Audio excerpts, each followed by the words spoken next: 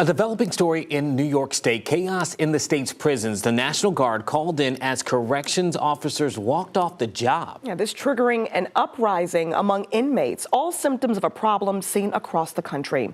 ABC's Rhiannon Ally has more. The nationwide shortage of prison workers reaching a boiling point. A week-long strike by corrections officers in New York now spreading to nearly all the state's 42 prisons.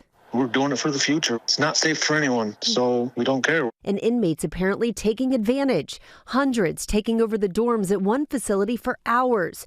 Officers retreating as an emergency response team was called to reestablish order. The governor already calling in the National Guard for help staffing the prisons.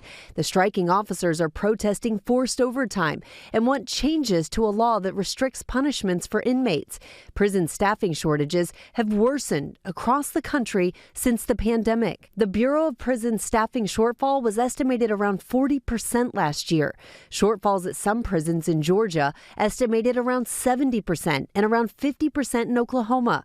But officers say bringing in the National Guard is not the answer. They don't know the do's and don'ts inside the walls. Like, it'd be no different than some of us getting sent to do the National Guard's job. It's not going to work. Meanwhile, 9 officers at one of the New York prisons now facing charges in connection with the death of inmate Robert Brooks. In this disturbing video, officers at a facility in Utica are seen beating Brooks last year. About a half an hour later, he was clinically dead. 6 former officers are now charged with murder. 3 others, manslaughter. I think any sentient human being looking at the tapes naturally comes to the conclusion that he must have said something. He must have spit at the officers. He must have resisted in some way. And the fact of the matter is, he did absolutely nothing. An autopsy found Brooks died from asphyxia due to neck compression and blunt force injuries. The former officers have pleaded not guilty.